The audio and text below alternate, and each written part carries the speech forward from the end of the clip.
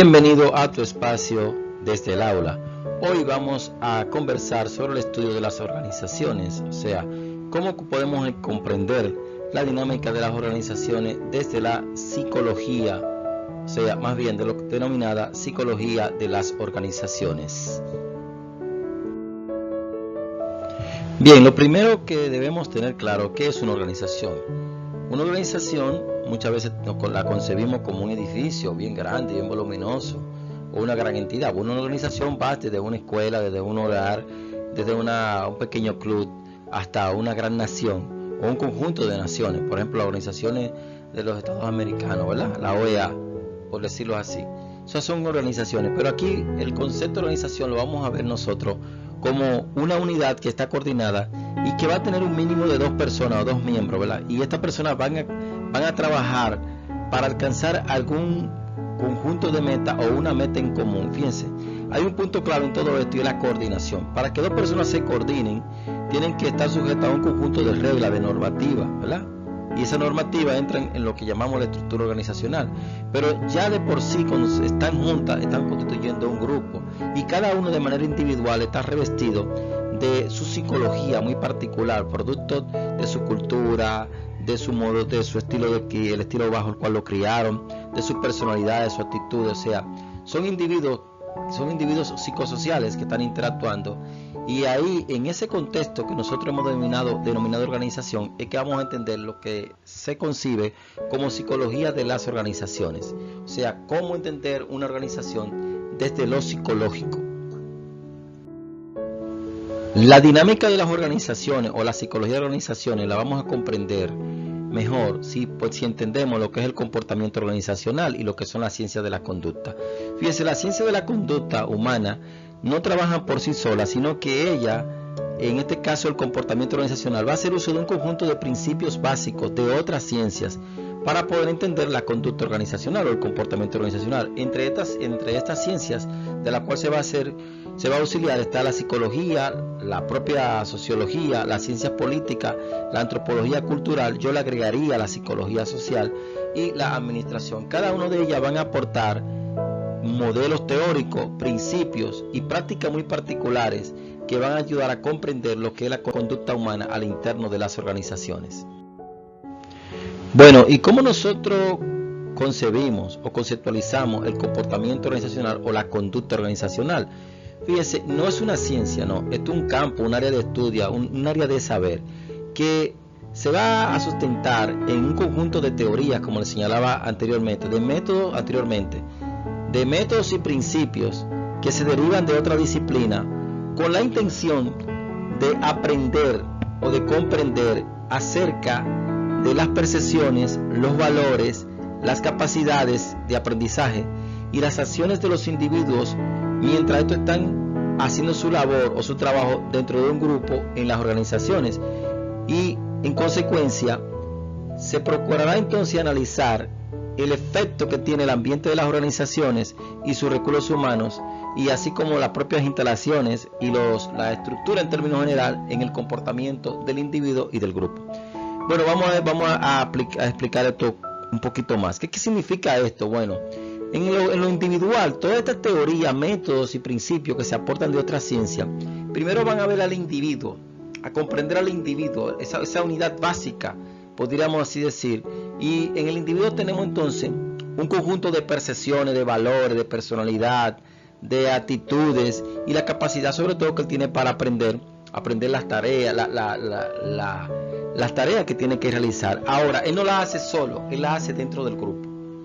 Visto el individuo dentro del grupo, él está en una organización. Entonces, el individuo se ve afectado por toda la estructura organizacional, porque en la estructura organizacional tenemos horarios, forma de convivir, forma de interactuar, un horario en el cual debemos comer, si hay la forma de cómo yo interactuar como mi jefe inmediato, la normativa de autoridad, los estatus, cómo se alcanzan, y todo esto de alguna manera tiene un efecto demoledor, o en algunos casos positivo o negativo. No vamos a verlo demoledor como algo peyorativo, porque puede ser a favor o en contra del individuo. Entonces, esto es el concepto de comportamiento organizacional.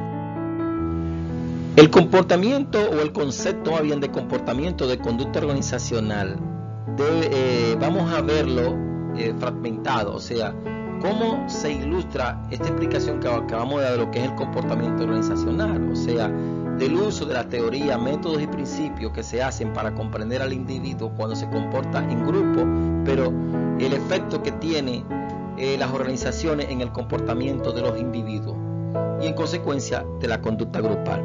Lo primero es que el comportamiento organizacional va a indicar que las conductas de las personas operan a 3 niveles.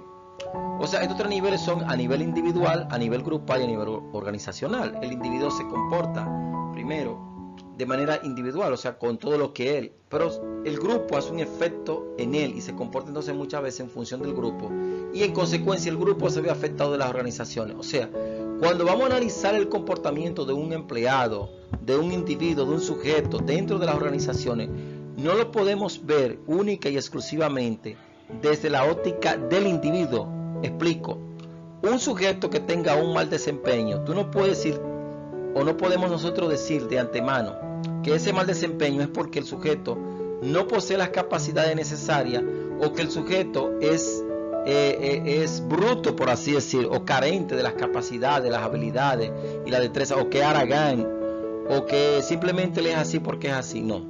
Yo tengo que ver las interacciones que se están dando en el grupo, los niveles de conflicto que hay en el grupo, la relación supervisor-empleado o entre pares dentro del grupo. Yo tengo que ver asimismo si la organización está suministrando las normativas lógicas y basadas en el concepto de la humanidad, en el concepto de que son seres humanos, y si está supliendo los recursos materiales necesarios para que él haga su labor. O sea, mi análisis del comportamiento organizacional no puede quedarse en un solo nivel, sino que yo tengo que ver los 3 niveles para poder dar una explicación mucho más acabada. Segundo, cuando hablamos del comportamiento organizacional, un segundo elemento es que debemos entender que el comportamiento organizacional, señores, como no es una ciencia, no se vale por sí mismo. O sea, él va a utilizar de otra disciplina sus principios, métodos y técnicas. Por ejemplo, de la psicología, un principio es que la conducta humana está determinada por la herencia del ambiente. Otro principio, bueno, que tenemos diferencias individuales y que toda conducta motivada obedece a una necesidad intrínseca o extrínseca del individuo, o sea, y que se va a aplicar de diferentes enfoques teóricos de la motivación. O sea, son principios que rigen el comportamiento humano y por lo tanto eso nos ayuda a nosotros a ver la conducta en las organizaciones desde una visión holística y no reduccionista. Un tercer aspecto que tenemos que tomar en cuenta cuando hablamos de la conducta organizacional o el comportamiento organizacional en su conceptualización es que esta tiene una orientación eminentemente humanista. O sea, se trabaja con individuos, se trabaja con personas y estas personas entonces tienen sus actitudes muy particulares, sus percepciones, sus habilidades, en que ellos aprenden la forma en que ellos aprenden sus capacidades, sus destrezas, sus sentimientos y tienen sus metas particulares, grupales y metas que tienen que ir de acuerdo o concordar de alguna o compaginar de alguna manera con las metas de la organización. O sea, cuando estamos trabajando en una organización tenemos que ver y entender que el activo más importante son seres humanos. Por lo tanto, la visión del comportamiento organizacional es eminentemente humanista. Pudiéramos decir que el objetivo último y primero, de alguna manera implícitamente en la conducta o el estudio del comportamiento organizacional es el desempeño. Por lo tanto, también está orientado hacia el desempeño y los estudiosos del desempeño se hacen preguntas como esta. Bueno, se hace pregunta ¿qué es lo que hace que un sujeto se desempeñe como se desempeña? Si tiene un bajo desempeño o un alto desempeño. ¿Cómo podemos nosotros desde la psicología organizacional mejorar el desempeño del individuo? O sea, desde un departamento de gestión humana o de recursos humanos. No importa la denominación que le demos, sino desde el trabajo que hace un psicólogo organizacional o psicólogo industrial al interno de las organizaciones, cómo podemos mejorar ese desempeño también. Y ver si de alguna manera el hecho de que nosotros capacitemos a un individuo, eso basta por sí solo, que él obviamente un mejor resultado, se tenga un mejor desempeño. O sea, esto y muchos temas más son lo que nosotros intentamos explicar desde la psicología organizacional, del trabajo que hacemos los psicólogos organizacionales en las organizaciones para mejorar el comportamiento, el desempeño de los individuos como parte del comportamiento organizacional. Bien, asimismo tenemos el quinto elemento para explicar el comportamiento organizacional. ¿Qué quiere decir este? Bueno, este debe considerar el ambiente externo, ya que el ambiente externo tiene un efecto importante en el comportamiento organizacional. Bueno, y a raíz de eso, un elemento del ambiente externo en la actualidad son las pandemias, pero también las guerras, también la tecnología, los nuevos inventos, los problemas económicos de la nación, la legislación. Entonces, bueno, por eso está fuera de la organización, sí, pero afecta el comportamiento organizacional.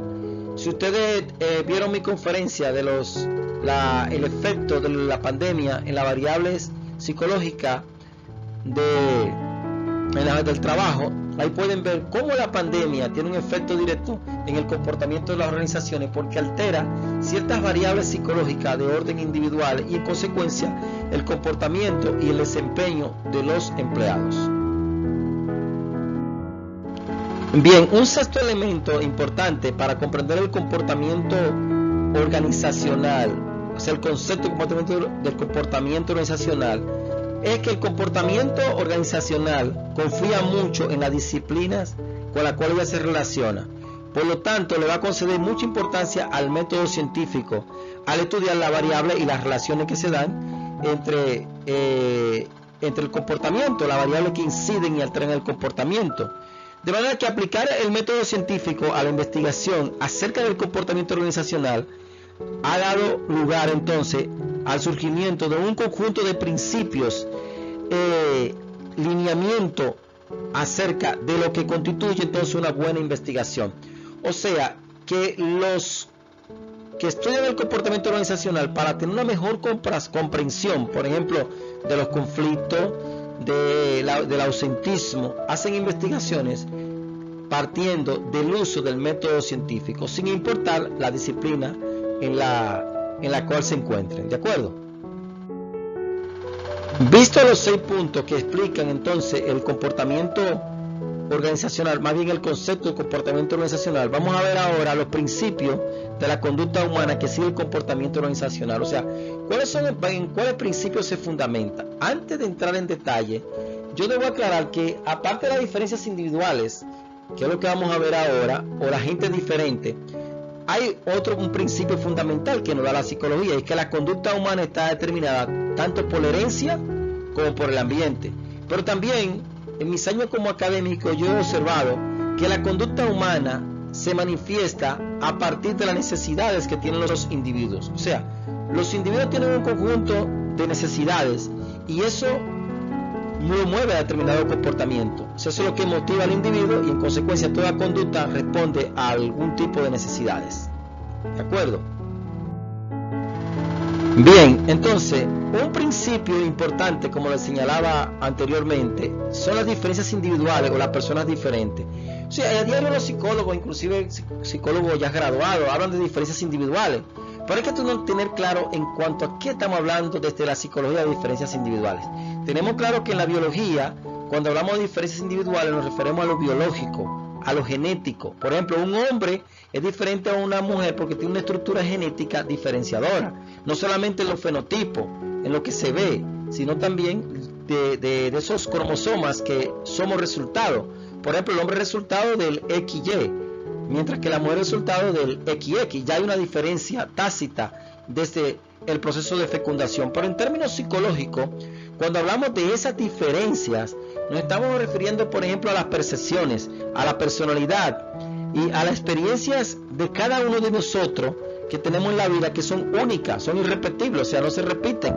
También estamos haciendo referencia a los distintos antecedentes étnicos, a la diferente capacidad de aprendizaje que tiene cada individuo para el manejo de la responsabilidad y para el manejo del trabajo en términos generales, pero también a las diferentes actitudes que asumimos en la vida, a lo que creemos, a nuestros niveles de aspiración y a nuestros valores. O sea, todo esto desde la psicología es lo que nos hace a nosotros sujetos diferentes una misma realidad la vamos a percibir de manera diferente. Nuestra personalidad es distinta, aunque podemos encontrar elementos en común con otros individuos. Nuestras experiencias de la vida son distintas. O sea, tú estás en un departamento, hay un supervisor, pero ese supervisor tú lo percibes, lo asumes como una persona mala, porque tuviste una experiencia inequívoca, y luego el otro tuvo una experiencia positiva y lo asume como una persona buena. De ahí el dicho en nuestra cultura, que al que tú dejas por malo, otro lo recoge por bueno. Igualmente, bueno, étnico. Bueno, imagínense los latinoamericanos, en una isla como esta, como la República Dominicana, todos venimos de diferentes etnias, no somos puros de la isla, no somos originarios de la isla. Y cada individuo aprende de manera diferente. Hay gente que aprende observando, otros aprenden haciendo, otros aprenden en solitario, otros aprenden en grupo. Hay diferentes formas en que la gente aprende. Imagínense nuestras actitudes que son aprendidas y generan un sentimiento a favor o en contra. Nuestra creencia que aún dentro de un mismo territorio nacional está permeada no solamente por la cultura nacional, sino por la cultura grupal, la que se genera en los grupos particulares, como las iglesias o las regiones de la cual proviene el individuo. O sea, todos estos elementos son los que explican las diferencias individuales y que usted, como ejecutivo, tiene que tener bastante presente, porque si no, no podrá entender el comportamiento organizacional desde lo individual, luego de lo grupal, luego a nivel general. Bien, entonces, ¿qué pasa acá entonces? Para que un administrador sea eficaz dentro de una organización, o un supervisor, o un gerente, como usted le llame, debe ver a cada empleado, a cada individuo o miembro como una personificación única de todos estos factores que hemos señalado y de su comportamiento y de la cultura. Recuerde que nosotros somos producto de nuestra cultura nacional, general, regional, y la etnia jugaría un papel bastante importante. De manera que en las organizaciones hoy día tenemos muchos individuos que provienen de diferentes culturas. Por ejemplo, República Dominicana tiene poblaciones altas de migrantes. Por ejemplo, migrantes de la vecina isla, de la otra parte de la isla, que son los haitianos, tienen una cultura distinta. Tenemos muchos venezolanos, tenemos asiáticos, tenemos peruanos, tenemos colombianos, tenemos estadounidenses, tenemos españoles. Bueno, y cada uno de ellos aporta un elemento cultural nuevo a la organización. O sea que tenemos que verlo tanto como individuos, pero también dentro de su propia cultura. Miren, hemos visto entonces las organizaciones, a través del individuo, pero también tenemos que ver las organizaciones, y esto es un principio que podríamos aportar al comportamiento organizacional, las organizaciones como sistemas sociales. O sea, son un sistema social. Porque, ¿qué ocurre? Las organizaciones son un sistema social porque tienen individuos, pero no un individuo único, no, sino individuos con una multiplicidad de intereses. De manera que se consideran sistemas sociales las organizaciones porque tienen autoridad, tienen estatus y tienen poder. Y la gente que están dentro de las organizaciones, los individuos, tienen diversas necesidades de cada uno de esos elementos o de cada uno de estos sistemas, del sistema de autoridad, del sistema de estatus y de poder. O sea, la gente le gusta, sobre todo en Latinoamérica, que le llamen jefe. La gente le gusta sentir que tiene poder, capacidad de decisión. Por eso cuando promovemos el diseño de determinado puesto, le decimos, bueno, tiene que darle cierta autoridad, cierta capacidad para que él decida. ¿Tú entiendes? Para que él decida en el puesto. O sea, no siempre tiene que ser que el individuo dependa de otros individuos para él tomar una decisión. No, jamás. Sino que él pueda, de alguna manera, aportar también en la decisión que él tome. Así la gente quiere estatus, la gente quiere tener esos elementos. Por lo que los grupos de las organizaciones también tienen entonces un efecto, podríamos decir, poderosísimo, más que poderoso, ¿verdad?, en el comportamiento individual y en el desempeño organizacional. Porque ir tras de eso, la gente puede aumentar su desempeño, pero también puede generar bastante conflicto al interno de la organización. Bien, entonces, dentro de los factores que dan forma al comportamiento organizacional, tenemos el individuo, las características de la situación, la estructura, los procesos y la cultura. Fíjense, hasta ahora hemos visto nosotros como el fundamento del comportamiento organizacional, pero estos elementos es lo que van a decir más bien cómo se va a manifestar la conducta de los empleados, la conducta de los individuos que están al interno de las organizaciones. Por eso le hemos llamado entonces factores o elementos que le dan forma al comportamiento organizacional. Vamos a verlo uno tras uno. El primero de estos factores que hemos señalado que le dan forma al comportamiento organizacional, que vamos a ver ahora, es la estructura. La estructura va más allá del organigrama, la estructura va más allá del patrón que indica cómo están distribuidos los puestos o cómo están agrupados los puestos, las unidades, las gerencias. No, va más allá, va mucho más allá y tiene una incidencia en el comportamiento organizacional. Porque la estructura organizacional implica las normas, la política, la visión, la misión, las reglas bajo las cuales los sujetos van a interactuar. Y si esas reglas no están claras, o aunque estén claras, pero genera privilegio o situaciones punitivas, entonces va a alterar el comportamiento de los individuos. Entonces, la estructura da forma a la manera en que la gente se va a comportar y va moldeando de alguna manera también lo que llamamos la cultura organizacional. Bien, este elemento es un elemento de orden principal en una organización, o sea, los procesos. ¿Qué pasa con los procesos? Los procesos son varios, pero los procesos fundamentales que tenemos al interno de una organización son la comunicación y la toma de decisiones. Bueno, ¿qué pasa con esto? ¿Cómo ilustramos esto? Simple. Para tomar decisiones es necesario que tú estés bien informado. Si tú no estás bien informado, tú no puedes tomar decisiones. Así sea para tú tomar un automóvil o un taxi y irte a un lugar. Tú tienes que estar informado sobre qué herramienta va a utilizar, qué medio va a utilizar y al lugar que tú vas, porque no va a ir porque sí.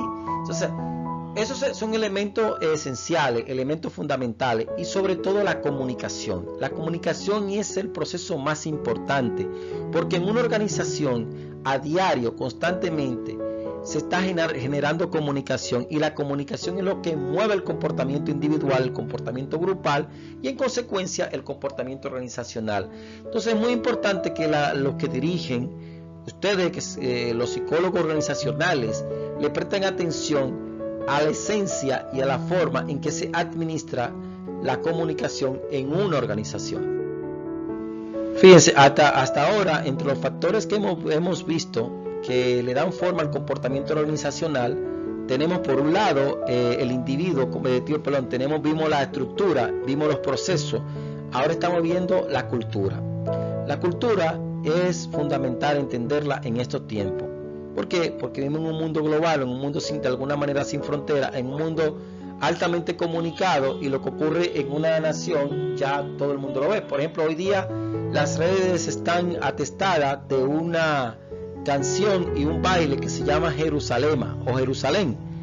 Fíjense, eso viene de África, pero una vez tuvimos un baile que venía de Corea del Norte, Corea del Sur, de un coreano famoso, y una vez en los 90 una canción que se hizo famosa y todo el mundo la bailó de España. O sea, fíjense que la cultura hoy día no es aislada y también afecta a la organización. Por lo tanto, la cultura de una organización es su personalidad, es su atmósfera, es su sentimiento.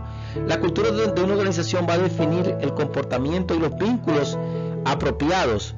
También va a motivar al individuo y va de alguna manera a gobernar o a guiar la forma en que una compañía procesa, repito, la información, las relaciones internas y los valores. También funciona en todos los niveles del subconsciente de los individuos y a su vez la cultura es visible pero también es invisible. La cultura es compleja estudiarla, pero altera el comportamiento organizacional. Por ejemplo, en organizaciones educativas, por ejemplo, una organización como la Universidad Autónoma de Santo Domingo, donde en su propio estatuto, su propia normativa plantea que los individuos que se forman allá tienen que tener una visión crítica, pero también los empleados y los profesores. Entonces tú te vas a ver que las personas que pertenecen a esa organización o a esa universidad tienen siempre una visión crítica de todo lo que está a su alrededor, del acontecer nacional e internacional, y también se hacen copartícipe de protesta porque se sienten identificados. Entonces siempre hay una crítica permanente, no solamente a los acontecimientos académicos y científicos, sino también a los acontecimientos medioambientales y a los acontecimientos de orden sociales. La cultura asimismo va a aportar resultados. ¿Resultados de qué tipo? Pensamiento colectivo, sentimientos y una práctica compartida acerca de lo que es la organización. O sea, la cultura también tiene consecuencias. Un ejemplo de ello son los empleados de la empresa Nike. Ellos comparten normas acerca de códigos de vestimenta, práctica de negocio y sistema de promoción. Lo mismo usted puede ver, por ejemplo, cuando usted entra a McDonald's, tienen un saludo muy particular, o cuando tú entras a Claro, o cuando tú entras a cualquier empresa. Hay unos dichos muy particulares, ¿tú me entiendes? Hay una forma de decir las cosas, hay una forma de dar el servicio o de dar el producto, y esa forma en que los empleados se dirigen a ti, esa forma está indicando la cultura de la organización, y es una consecuencia ese comportamiento de la cultura, no del individuo. De igual manera, las culturas de las organizaciones pueden ser positivas o negativas. Pero ¿cómo así que una cultura puede ser positiva o negativa? Bueno, la cultura de una organización es positiva si va a ayudar a mejorar la productividad o el servicio, y si va a mejorar el bienestar de los empleados. Porque hay culturas, señores, en las cuales ustedes han trabajado, que ustedes no quieren volver ahí. Pues es cultura negativa, que no aporta ni al individuo ni a la organización. De manera que la cultura negativa puede entonces obstaculizar el comportamiento, puede interrumpir la eficacia del grupo, pero también puede obstruir el efecto de una organización bien diseñada. O sea, cuando una organización cambia de una cultura positiva a una cultura negativa, claro que el cambio de la cultura no es fácil, es un proceso lento, pero cuando se dan vicios, se dan señales de una cultura negativa, entonces las consecuencias van a ser trágicas para la organización, porque los empleados, el recurso humano, va a estar menos motivado. Vamos a hablar ahora del comportamiento dentro de las organizaciones, o sea, el comportamiento dentro de organizaciones, y vamos entonces a enfocarnos ahora en el individuo. En el individuo hay otros elementos, pero vamos a comenzar por el individuo y los aspectos que tienen que ver con el individuo. Primero comencemos con el desempeño individual. El desempeño individual es la base del desempeño organizacional. Si no tenemos desempeño individual, no tenemos desempeño grupal, y en consecuencia no tenemos desempeño individual. Entonces, usted como supervisor, como administrador o como gerente debe comprender el comportamiento de cada individuo. ¿Por qué así? Bueno, porque no solamente que es fundamental, tú me entiendes, sino que es esencial para usted poderlo entender. Y vamos a explicarlo, vamos a ilustrarlo, vamos a entenderlo a través del siguiente relato o el siguiente ejemplo. Vamos a ver el desempeño individual a través de este relato para poder entender el efecto que tiene el desempeño individual en el comportamiento de la organización, el comportamiento grupal. Comencemos entonces. Tenemos el caso de T. Johnson. T. Johnson ha sido representante de campo de un importante fabricante de medicamentos desde que se graduó desde la universidad hace 7 años. Él realiza llamadas distintas a los médicos, hospitales, clínicas y farmacias. Las ventas que hace de los principales medicamentos de su empresa han aumentado, y esto lo ha llevado a ganar 3 reconocimientos de ventas nacionales otorgados por la empresa. Ayer Tip fue ascendido a gerente de ventas en una región de 7 estados. Ya no será vendedor, sino que será administrador de otros 15 representantes. Su equipo de ventas incluye hombres y mujeres caucásicos, latinos, negros y asiáticos. Ted aceptó la promoción porque cree que sabe cómo motivar y dirigir a los vendedores.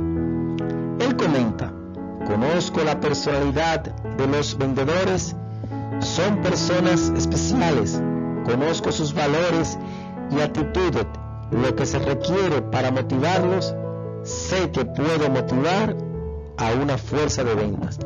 Observe bien que TED o TID se está refiriendo de manera particular a variables de orden individuales, o sea, recuerden aquellas diferencias individuales, a nuestros valores, a nuestras personalidades, a nuestras actitudes, a nuestra creencia, a nuestras capacidades de aprender y de aportar nuevas cosas a la organización. Si tú conoces entonces el individuo, tú puedes ser mejor supervisor, tú puedes ser mejor gerente, tú puedes entender mejor el comportamiento de la fuerza laboral que tú supervisas, sea dentro de los recursos humanos o sea fuera de los recursos humanos. Si podemos entender esas diferencias individuales, esto es un elemento fundamental, señores, dentro de las organizaciones. A lo anterior se le suman las características individuales, o sea, las características individuales que vamos a refrescar, que es lo mismo que decir diferencias individuales.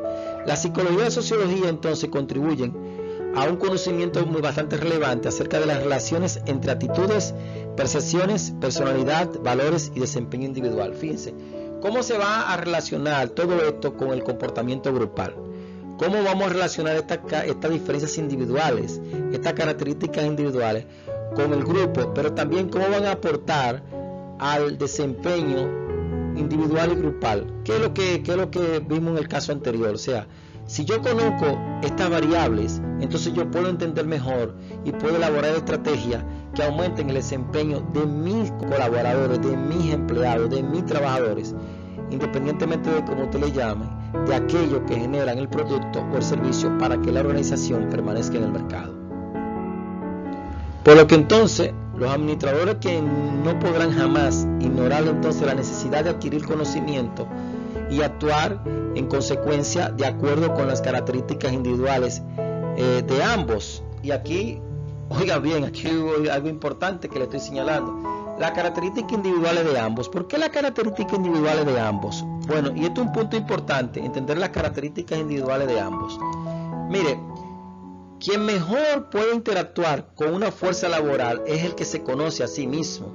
Y algo que ocurre muy a menudo, que las personas quieren imponer su forma de ser. Cuando usted ve a alguien que quiere imponer su forma de ser, es que él no se conoce. Cuando usted conoce sus fortalezas y sus debilidades, cuando usted conoce cuál es su actitud frente a determinados fenómenos de la sociedad, o sus valores, o sus creencias, usted está claro y está firme en lo que usted es como individuo, como tal, usted puede entender entonces que hay sujetos que son diferentes de usted. Y eso es muy importante, entender que hay individuos que tienen características distintas de las que yo tengo. O sea, yo no puedo procurar que el individuo deje su esencia natural para venir conmigo.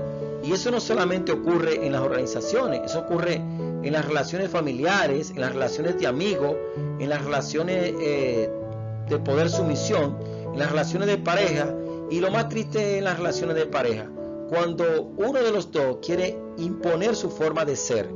O sea, yo quiero que tú seas como yo, a mí me gusta fumar, yo quiero que tú fumes, a mí me gusta bailar, yo quiero que tú bailes. No, te casaste con la persona equivocada. Y si eso te está ocurriendo aún en el noviazgo o conociendo a una persona, no te cases. No te cases, porque lamentablemente te doy una buena noticia: esa persona no va a ser tú, pero esa persona no va a cambiar. Y por las razones que tú te estás disgustando hoy día en el noviazgo, te va a disgustar para divorciarte. Serán las mismas razones que tú vas a argumentar para divorciarte después de 20 años, de 10 años, de 3 años, de 2 meses. Entonces mejor no lo hagas. Pues igual, eso ocurre en las organizaciones. Si tú no te sientes cómodo, ¿verdad? Tú tienes que sentirte cómodo entendiendo como gerente, como ejecutivo o como empleado, que las personas que te rodean a ti son diferentes de ti y tú tienes que acoplarte a ellos. En el trabajo es diferente porque no implica una relación permanente y más cercana, como el caso de las parejas. Pero tenemos que entender esas diferencias individuales. Fíjense, otro elemento que tiene que ver con el individuo es la motivación. Aparte de las diferencias individuales, o sea, el individuo, cuando hablamos del comportamiento organizacional, recuerde que estamos hablando del comportamiento organizacional dentro de la organización. Entonces, para entender entonces, vimos el individuo, las diferencias individuales, las rescatamos de lo anterior y ahora vamos a hablar aquí de la motivación individual. Bueno, con respecto a la motivación, lo primero que tenemos que aclarar es que no hay una teoría que explique todo el universo de la motivación de un individuo. No, hay teorías que se agrupan en teoría de proceso y teoría de contenido. Bueno, usted, como estudioso del comportamiento humano, usted elige cómo usted lo va a explicar. Lo ideal es que usted la conozca a todas, y usted elija cuál de ellas. Pero lo importante es la relación que podríamos establecer entre la motivación y la capacidad del trabajador, ¿verdad? ¿Cómo interactúa la capacidad con la motivación? Y esto es muy importante que quede claro. Mire, un individuo puede estar muy capaz, con mucho conocimiento, mucha formación, ¿verdad? Muchos títulos, pero si no está motivado para hacer el trabajo, toda esa formación le sirve de nada. Pero un individuo puede estar altamente motivado por hacer algo, pero le falta la formación. O sea, lo que le quiero decir con esto es que esto tiene que estar equilibrado, tiene que tener un punto de equilibrio. Yo tengo que estar capacitado, sí, pero yo tengo que estar motivado. ¿Y cómo comienza a engendrarse una armonía entre capacidad y motivación? Bueno, comienza cuando estamos en la secundaria o en la preparatoria para otras naciones, donde el individuo tiene que elegir aquellas carreras, sean técnicas o a nivel universitario, con las cuales ellos sientan vocación, se sientan bien. Imagínense que usted decidió estudiar medicina porque su papá es médico y todos quieren en la familia que usted sea médico como su papá, pero a usted no le gusta para nada la medicina. Usted se puede graduar, no hay duda, usted puede superar todos los cursos que le ponga la universidad y obtener la titulación de médico. Pero ¿qué ocurre con esto?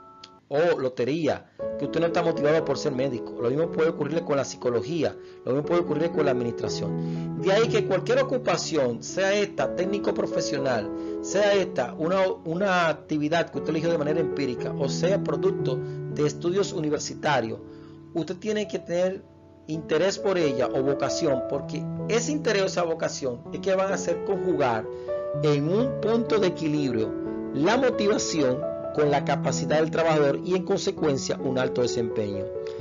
Los gerentes, los supervisores, los psicólogos tienen que prestar atención a la capacidad de los individuos, pero también a la motivación. No basta con tener un sujeto altamente capacitado si no está también motivado.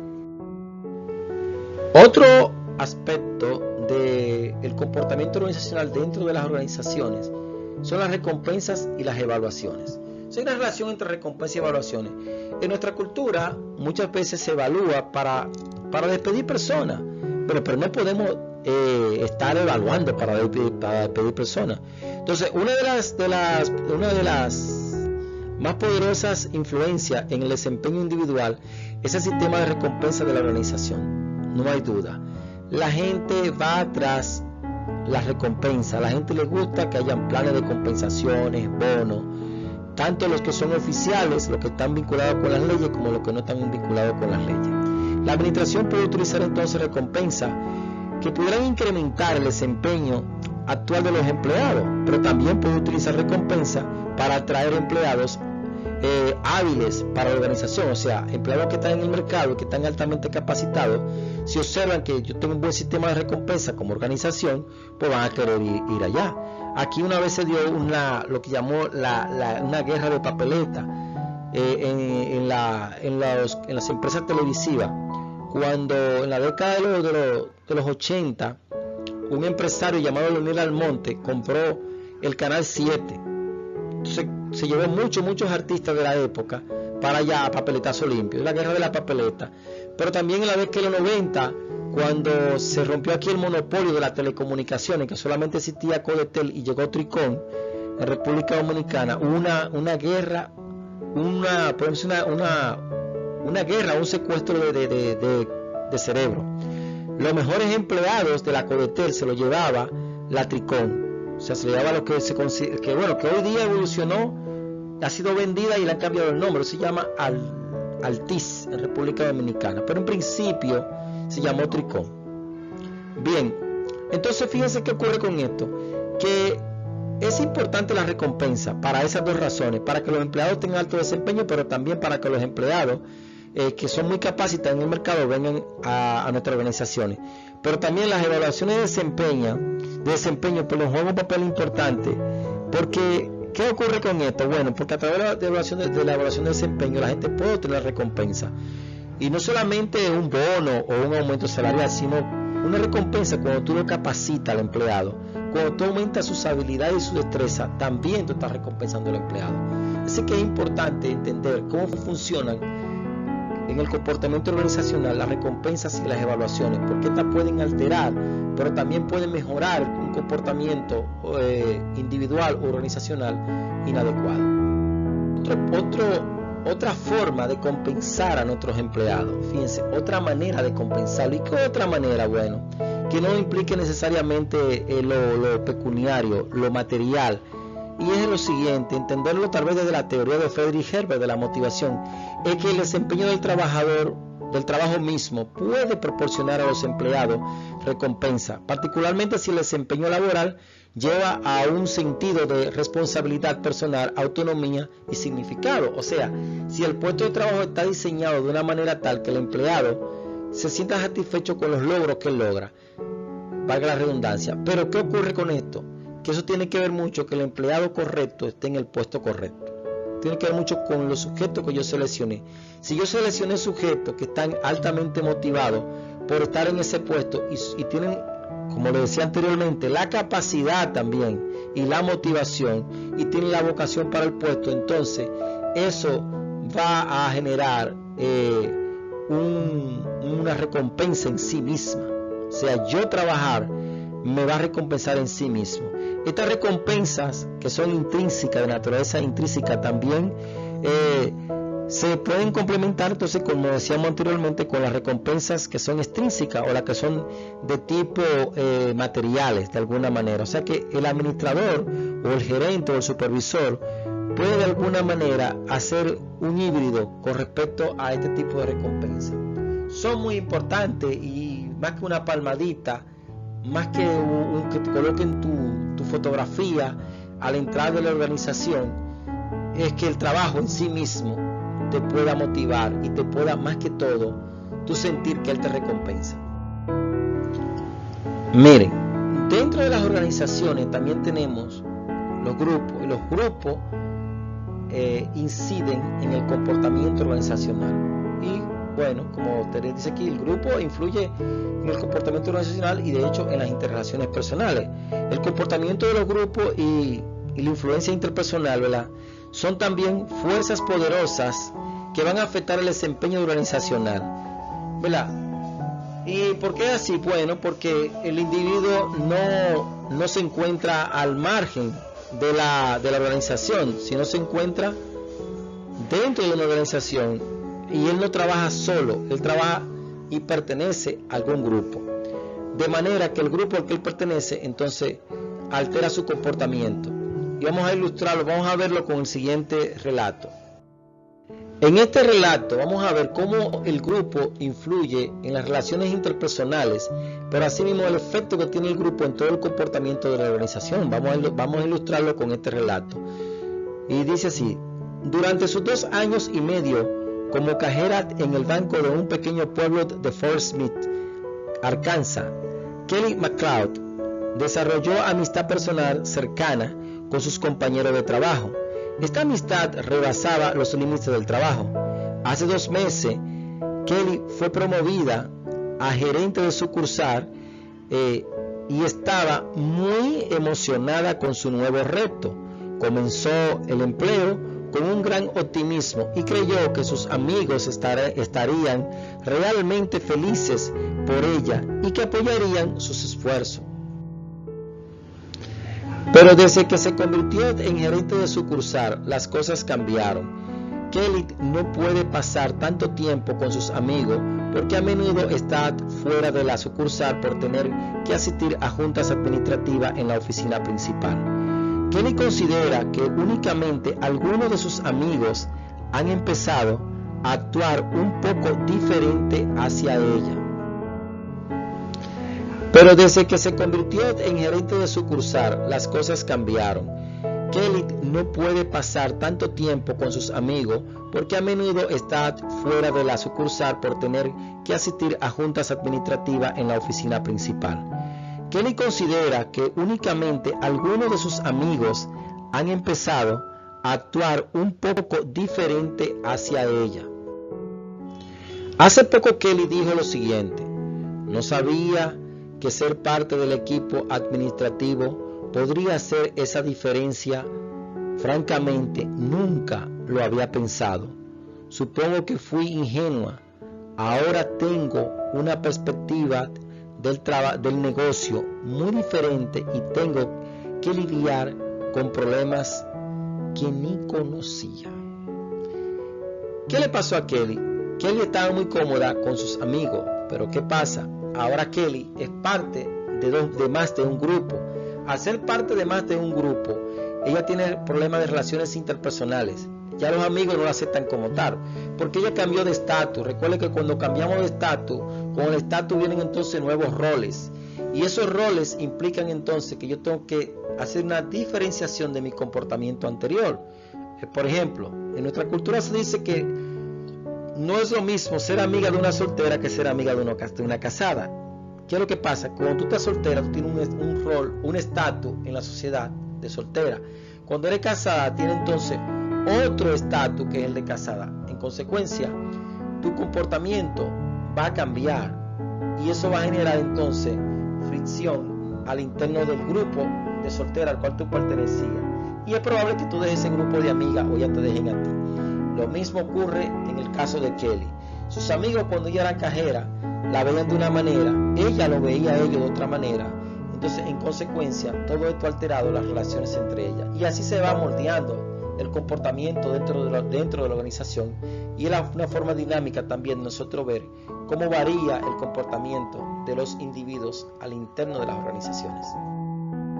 Entonces, ¿qué pasa? No solamente los grupos generan el problema de la interrelación personal, sino que hay un comportamiento muy particular dentro del grupo. ¿Por qué? Porque tiene que ver con su génesis. Los grupos entonces se van a formar debido a acciones o decisiones que tienen que ver con la administración o debido simplemente a los esfuerzos de los individuos. Los administradores van a crear grupos de trabajo para realizar los trabajos y tareas asignados, pero tales grupos creados por las decisiones administrativas se conocen como grupos formales. Por otro lado, la gente va a formar grupos de manera informal, o sea, grupos que obedecen a los intereses de los individuos.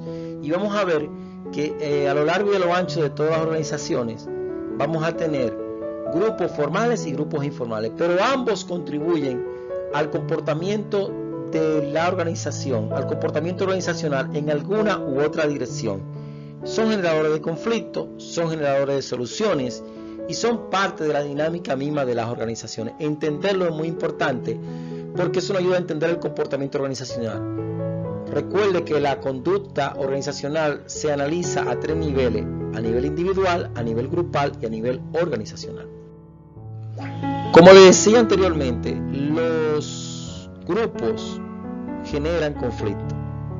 O sea, ¿qué relación hay entre el comportamiento y el conflicto intergrupal? O sea, intergrupal, entre dos grupos, un grupo y otro generan conflicto, un grupo formal con un grupo informal, un departamento con otro. Pero tenemos que hacer un aclarando. Los conflictos no debemos satanizarlos, porque los conflictos, como es sabido, pueden ser conflictos favorables o desfavorables, o sea, funcionales o disfuncionales. Los conflictos funcionales ayudan al crecimiento de la organización, mientras que los disfuncionales no. Por lo tanto, conforme funcionan e interactúan los grupos con otros grupos, cada uno va a desarrollar, cada grupo en particular, un conjunto único de características, incluida la estructura de cada grupo. La cohesión va a ser diferente, los papeles o roles, las normas son diferentes, los procesos que se siguen son diferentes. El grupo, en esencia, entonces, crea su propia cultura en términos generales. Y como resultado de todo esto, bueno, los grupos pueden cooperar o compartir con otros grupos y la competencia intergrupal puede llevar entonces a conflicto. Vamos a aclarar algo, o sea, los grupos formales también están revestidos de esa diferenciación, de esa característica particular, de esos procesos diferentes, porque no es lo mismo lo que ocurre en un departamento de recursos humanos que lo que ocurre en un departamento de producción, o lo que ocurre en un departamento de finanzas, o un departamento de marketing o mercadeo. No es lo mismo. Entonces, cada grupo formal o informal está entonces permeado por la estructura que él tiene, ¿verdad? Y esa estructura incluye elementos como las normas, los roles, o sea, y el estatus, pero también la cohesión y los procesos que se siguen al interno de cada grupo. Entonces tenemos que agregar que mientras El conflicto entre un grupo puede tener resultados beneficiosos para la organización. Demasiado conflicto intergrupal o tipos equivocados de conflicto entre grupos pueden tener resultados negativos. Así entonces que manejar el conflicto intergrupal es un aspecto de la administración del comportamiento organizacional. Muy importante que aprendamos a manejar los conflictos, no desaparecerlos, porque los conflictos siempre van a existir. Dentro del comportamiento al interno de las organizaciones también tenemos el poder y la política. Entendido el poder primero por muchas personas como un elemento de control. Por eso en nuestra cultura, sobre todo en Occidente, se le tiene miedo al concepto de poder por sí solo. O sea, la gente tiene poder y lo demás a lo cual se le aplica ese poder muchas veces lo asumen con miedo. Pero simplemente el poder lo podemos asumir como eso, como la capacidad de hacer que alguien haga algo que uno quiere que haga. Entonces ahí decimos, bueno, fulano tiene poder porque muchas personas hacen lo que él quiere que haga. Y a eso le llamamos poder. Pero claro está, en las organizaciones el poder no existe por sí solo. El poder viene dado con el estatus que tú tienes, con el puesto que tú tienes. Entonces es un poder que se deriva de las organizaciones, de la organización como tal. Pero también hay un poder que es informal, es el poder que se deriva de los grupos informales. Y eso de alguna manera afecta las interacciones, afecta el desempeño y afecta la dinámica de la organización en alguna u otra dirección, tanto en lo positivo como en lo negativo. Es necesario para la vida de las organizaciones que existan dirigidos y personas que dirigen. En este caso, muchos de ellos se les denominan como líderes y ejercen la función del liderazgo. Este está en todo lo ancho de la organización, desde arriba abajo. Pero ¿de dónde se deriva este liderazgo?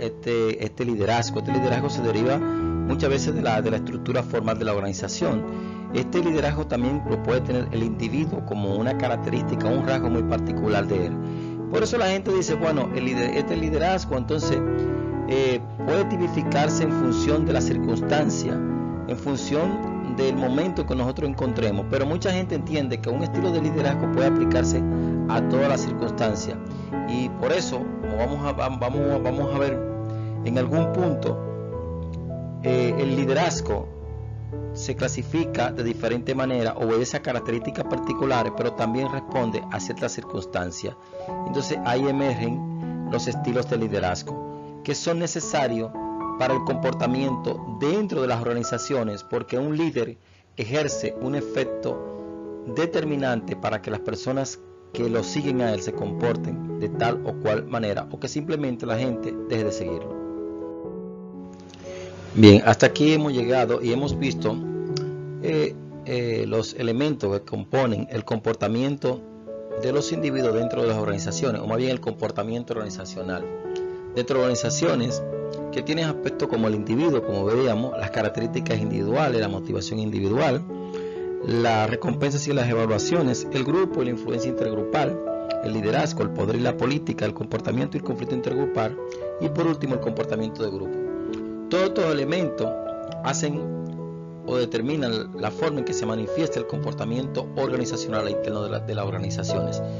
Llegado a este punto, espero que le haya sido de provecho y gracias por estar una vez más con nosotros en Desde el Aula con el profesor Beli Daniel Castillo.